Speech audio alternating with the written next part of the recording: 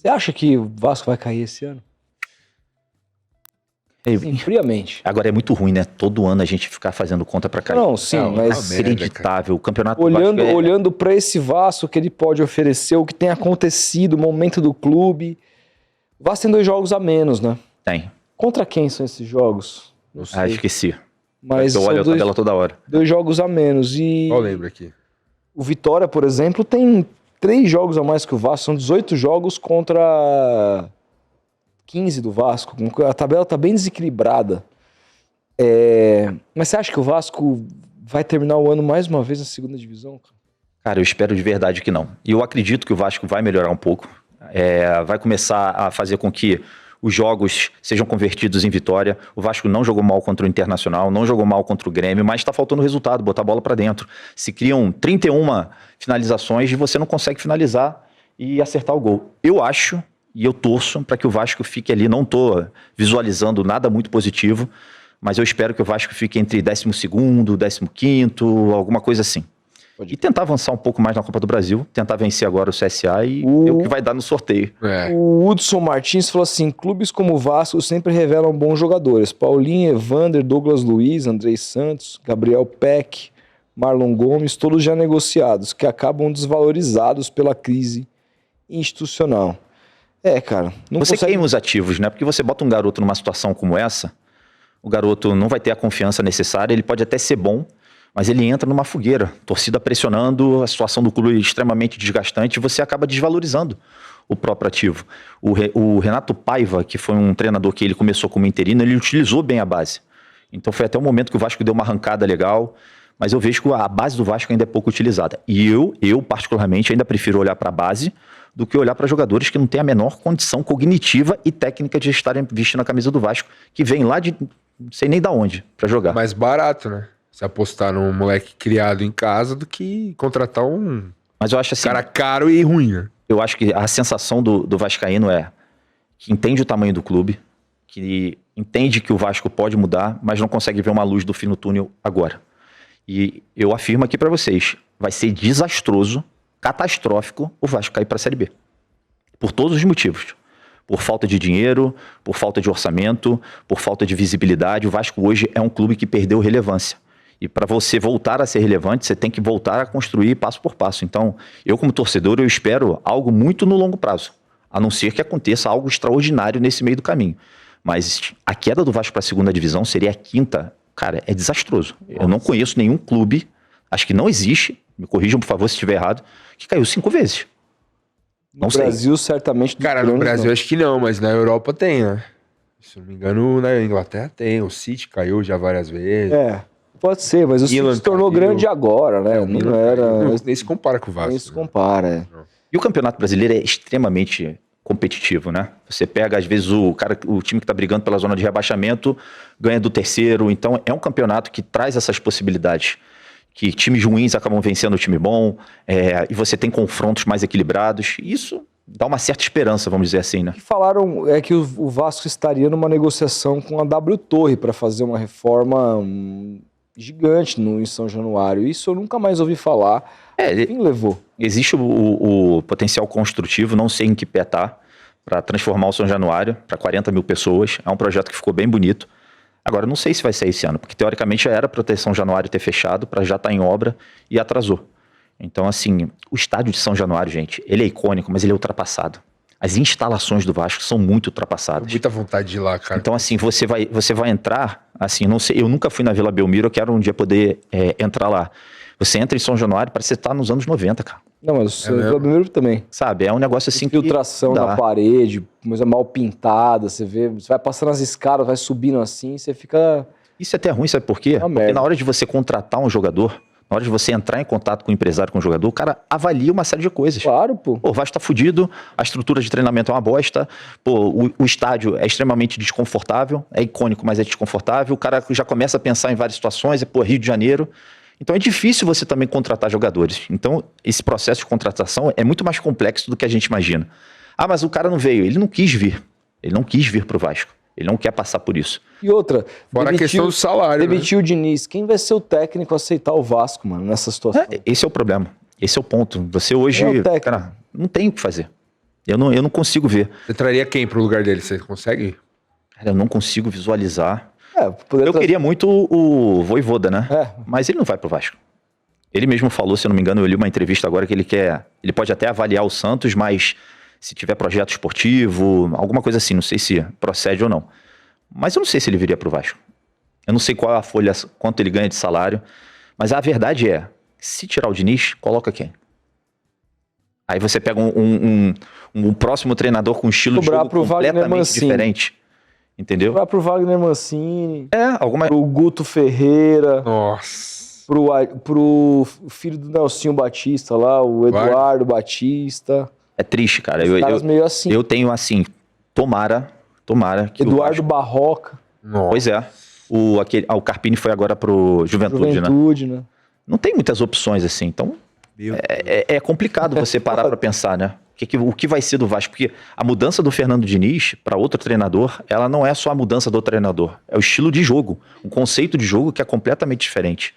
E o Diniz está há muito pouco tempo, né? É que ele tem que mudar algumas convicções. Ele precisa mudar algumas convicções. Ele é muito convicções. teimoso. Cara, e outro, eu acho que o Diniz, ele não é o perfil pra estar num time na situação que o Vasco tá. O Diniz é um cara pra chegar num time bom tecnicamente, tem bons jogadores, que no começo do ano, assim, pra começar a pré-temporada, implementar a filosofia dele de jogo, dia a dia, aquela coisinha, igual ele fez no Fluminense, que deu certo. Né? Você precisa de peças, né? Precisa de peças, time bom, jogadores bons pra fazer saída de jogo, pra aproximação, toque de bola. Não adianta você fazer isso com o João Vitor, com o Hugo Moura. Não dá, cara. E eu percebi muito isso no Mundial, né? Inclusive naquele jogo que foi muito emblemático do Flamengo contra o Bayern, o Flamengo não abriu mão de jogar do jeito que está acostumado e teve erros gravíssimos que resultaram em 3 gols. 3 erros, 3 falhas grotescas, né? Que talvez se não tivessem acontecido, o jogo seria mais duro. Sim. Então, o Palmeiras também teve falhas ali no individuais. O Fluminense também teve falhas. Então, assim, às vezes você quer montar um time saindo jogando, mas você não tem a qualidade dos jogadores para que isso possa acontecer. Então, é muito perigoso, que você fica numa linha frontal da área que qualquer coisa foi gol. O time que menos falhou individualmente no Mundial foi o Fluminense. Tem um técnico foi aí que eu acho que poderia salvar o Vasco. Está às segundas-feiras toda noite no Bem Amigos, ao lado de Galvão Bueno. Vanderlei Luxemburgo. Já salvou o Vasco uma vez. Ele já salvou. Já salvou. Botou o Vasco no meio de tabela e era detonado pela galera, né? Porque não gosta dele, enfim. Mas, irmão, você tem a possibilidade de hoje. Aceitaria o Vanderlei? Acho que aceitaria. O que? Depende. 2019, né? Se você demorar muito pra chamar o cara, ele vê que não tem mais como salvar, mas você chamar agora com o turno inteiro pela frente, e outra, o Pedrinho foi treinado por ele no Santos e falava muito bem dele, falou que, foi naquela época que o Pedrinho enfrentou a depressão e tal, e o Vanderlei tava no Santos em 2007, chamou ele, um time que tinha Petkovic, só foi vice-campeão brasileiro, São Paulo foi campeão brasileiro aquele ano, o Pedrinho foi muito importante. E ele fala muito dessa relação com o Vanderlei. Impressionante, né? Como o Vanderlei é um cara desprestigiado com tudo que ganhou. E uma Libertadores do Diniz e o resto, campanhas ridículas. O Diniz tá aí no mercado e o Vanderlei... Cara, eu acho que se continuar desse jeito, o Diniz não termina o ano. Não, eu também. Na verdade, assim, se tiver que trocar, vai ter que ser assim, no começo do turno, alguma coisa. Porque se deixar esticar muito... Por exemplo, a gente já tem praticamente um rebaixado, que é o Sport. Dificilmente pode ser que aconteça de uma virada muito grande, mas pelo que a gente vem acompanhando o Sport, praticamente é um dos rebaixados. Você tem ali, pelo que eu vi ontem também. Você tem o time que está atrás do Vasco, tem o mesmo número de pontos, que eu não sei quem é. Se é o Fortaleza, não? É o Fortaleza. É o Fortaleza e o Juventude. Então são teoricamente 3 vagas ainda. Então, assim... O Fortaleza tem um jogo a mais, inclusive, que o Vasco. E aí você vai brigar... Eu não sei se é vantagem, né? Ter um jogo a mais ou um jogo a menos nessa atual situação, né? Eu não sei. Se é um jogo a menos, você pode se fuder ainda mais no saldo, assim, depois. Porque você tem quem aí pra brigar? Santos, Grêmio, cara, até o Inter. Grêmio é bem Olha o Inter, olha o Corinthians, cara. Olha o Corinthians. O Corinthians tem 22 pontos com 18 jogos. O Santos tem 18 pontos com 17 jogos. Se o Santos ganhar esse jogo, é que contra o Palmeiras, né? Mas jogo na Vila. Mas esse Palmeiras aí... O Santos ganha do Palmeiras aqui, faz 21, já cola no Inter. Tá muito apertado. Olha, do Ceará pra baixo, 11º pra baixo, não tem ninguém garantido, cara. E 3 vitórias empurra o time lá pra cima. Ceará, Corinthians... E o Corinthians fez Grêmio. no ano passado, né? 8 vitórias seguidas e foi pra Libertadores. Mas aí ele contou com o amigo verde dele, né? Pra ressurgir ele. Como sempre. Vai ressurgir, tá prestes a ressurgir de novo, né? Mas a pergunta que eu quero... Agora eu que vou fazer a pergunta pra vocês. O que vocês esperam do Vasco? Pra mim vai cair. Se manter o Diniz aí, vai cair. Cara. Pra mim vai eu acho que uma hora vai ter que... O Diniz, ele não é pra esse tipo de trabalho. Quanto mais tempo vocês mantiverem o Diniz, maior a chance de queda. Eu acho que ele, nesse momento, não está ameaçado. Ele está sendo pressionado a partir de agora, mas ele não está ameaçado. Não creio, pelo perfil do Pedrinho, que ele vai tirar, a não ser que... Cara, mas depende do resultado. Se não cair na Copa do Brasil CSA, aí, não corre risco? Cara, eu acho que... Eu não vejo... Eu fico pensando assim, o Vasco precisa da Copa do Brasil pela remuneração, pelo prêmio. Se o Vasco passar pelo CSA, aí, enfim, vai ver a questão do sorteio, vai ver quem vai pegar, possivelmente um clube grande já. Então, a gente pensa que se o Vasco passar ali, tá tudo certo. Mas a prioridade é o Campeonato Brasileiro. Não tem como o Vasco ser baixado. Que garante a temporada inteira, né? Não tem como. Então, assim, Vamos ver a tabela do Vasco. É porque foi muito humilhante o que aconteceu na Sul-Americana. Foi muito humilhante. O Vasco pega o Atlético Mineiro no domingo em São Januário. Aí ele vai enfrentar o Santos na Vila Belmiro. Muito provavelmente já do meu querido Não vai ser no Morumbis, não? Pode ser que seja. A Rosane Braga... É minha mãe. É a sua mãe? Minha mãe, Ela falou aqui, ó. Os jogos atrasados são contra o Bahia e Juventude. O seu pai está falando. Ele sofre também, cara. Vascaíno fanático. Ele sofre, Senhor cara. Braga, aí um abraço pra ele. Aqui, ó. Aí depois pega o Santos na Vila. Não é fácil pro Vasco esse jogo. Santos e Vasco é tiroteio. É imprevisível. Juventude lá no Alfredo Jaconi. Olha só como Carpini chegando agora. Carpini E olha só como a gente fica. Casa. A gente fica preocupado. Cara, e o Juventude eu vi ontem e falei que é ruim, mas chutou o quê? 20 bolas no gol do Santos. Foi o jogo que mais chutaram bola. Cara, o time, se o Carpini ajeitar a casa... O Verón tá jogando bem, cara. O Verón e o Enio. O Enio saiu na cara do gol no segundo tempo, o cara que tentou cavar. Gilberto de centroavante. Nossa. Cara, e eu tenho acompanhado muito, assim, passo pelos jogos do Santos, né? Eu ainda vejo um time também muito instável, né? Muito.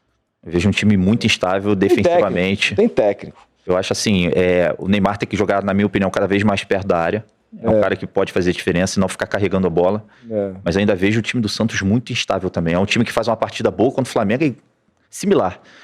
Vence e perde de 3-0 do Mirassol na rodada seguinte. Aí depois pega o Corinthians em São Januário. Essa sequencinha de 4 jogos aqui, ó. Contra quem? Atlético, fora. Casa. Santos e Juventude fora e Corinthians em casa. O problema todo do Vasco, nessa sequência do Campeonato Brasileiro, é o resultado da quinta-feira. Porque se o Vasco sai pro CSA na Copa do Brasil, no time de terceira divisão, você pode ter certeza que esse jogo do Atlético vai ser um caos. Esse vai ser um caos. Então, assim, se ganha, respira por aparelho na Copa do Brasil, passa de fase, bota o dinheiro, vai pro jogo contra o Atlético Mineiro, que também... Que Deus quiser. Que o Atlético Mineiro agora também vai disputar contra o Flamengo, então não sei se vai poupar ou não. E vai indo. Contra o Corinthians, o Vasco é freguês. Vai ter a Libertadores. Não sei por quê. O Vasco... Cara, a freguesia com o o Corinthians não vai poupar foda, não, cara. Se bem que... não sei. Mas acho que não vai poupar não, porque tem esse jogo contra o Flamengo aí, mas depois o próximo jogo já é. E outra, o time do Atlético melhorou fora de casa, cara, com o Cuca. O jeito que ele tá encaixando as marcações individualizadas. Puta, cara. Tava vendo uma estatística do Cuca. Esse jogo o Atlético é favorito, mesmo isso no ar. Foram todos os jogos fora da época, a era Cuca. De 188 jogos, ele ganhou 100 fora, cara. Então O Cuca, ele pode demorar, mas ele ajeita. Tipo. Ele ajeita. O Cuca era um cara bom pra ficar no Vasco. Eu acho muito bom técnico. Eu também acho. Mas assim, cara, é desesperadora a situação do Vasco. Cara, eu não aguento mais, cara. De verdade. Eu, como torcedor, não aguento mais. Tipo, ficar preocupado com o jogo do Juventude em Caxias do Sul, com todo respeito ao Juventude. Não dá, cara. Não dá. Então, assim, hoje os clubes de menor torcida, de menor investimento, já não tem mais respeito pelo Vasco. Sabe? Não tem. E isso é péssimo pra instituição. Eu virei alvo da torcida do Vasco por isso, né? No jogo de estreia do Campeonato Brasileiro, fiz um vídeo que era dizendo que era ganhar do Vasco, era obrigação. Em São Januário, etc e tal. A declaração do presidente do Santos. E tal. A torcida do Vasco invadiu as minhas contas. O cara foi detonado. Detonado. Eu virei e fui cancelado. Você não pode aparecer ali na Se eu apareço do Vasco, ali em Januário, eu corro o risco, velho, de tomar mas eu falei, pô, vocês têm o Carille, cara. Conheço muito bem a peça. Olha o elenco. Os caras ficaram putos, mas... E o Santos perdeu, né? Perdeu? O Vasco ganhou, os caras viram grandão. Cara, eu acho que hoje Vasco, Santos e Grêmio estão numa situação bem complicada. O Grêmio tá nessa fase de transição também. É um time horroroso. Bem ruim. O Santos sempre vai ter o diferencial do Neymar quando ele joga, que querendo ou não são lampejos que ele consegue trazer. Só que o Vasco não tem isso. Entendeu? Então o Vasco hoje é um clube... Era pra ser o Coutinho. Eu acho que dos três, o time do Santos talvez seja o que tenha mais chance, porque tem jogadores que você olha ali e você fala, pô, o Roleiser não é mau jogador, o Zé Rafael não é, o Mike chegou agora, o Arão não jogou ainda, tá? O Gil, o goleiro é muito bom, porra, o lateral esquerdo é muito bom. Aí contratou o Mike agora, lateral direito. Então, aí você olha pro elenco e você fala, tem caras ali que são vencedores, né? São caras acostumados a vencer, a pressão, a jogar em time grande. Aí você vê olha pro time do Vasco, tem quem? É difícil. Tem o Coutinho, o Verratti e o goleiro. Cara, se não fosse... Olha pro Grêmio, não tem ninguém. Se não fosse o Léo Jardim, o Vasco tava muito mais ferrado do que já tá. Ele renovou, né? Ele renovou, até 2030. E ele é um cara que ele passa segurança. Tanto que no primeiro jogo, que ele fica fora, depois de 91 partidas consecutivas, o Fusato falhou no chute de fora da área. Então, você não tem muitas peças que fazem com que o Vasco consiga respirar no campeonato. Eu vejo que o Santos também, eu olho muito para o Santos como... Eu não vejo o Santos ali disputando vaga para Libertadores, eu vejo algo de uma forma bem coerente ali na parte de Sul-Americana, mas longe de rebaixamento, acho pouco provável. Mas você via o São Paulo brigando por Libertadores? Não. O que aconteceu quando trocaram de técnico? É muito louco. O Campeonato Brasileiro, ele faz muito isso, né? É isso que eu falo, se numa dessas você traz o Sampaoli aí, que já conhece a casa, que encaixa o time, meu. 5, 6 vitórias seguidas. 5, 6 vitórias tá lá em cima, mano. Olha o Corinthians, eu lembro que no segundo turno, ano passado, a gente tava falando que o Corinthians ia cair. O Corinthians fez ganhou do Palmeiras e... Acabou, cara, deslanchou. Deslanchou, cara. É uma loucura, cara. Até o Vasco mesmo, a gente tá falando isso aqui hoje, amanhã pode ser um cenário diferente.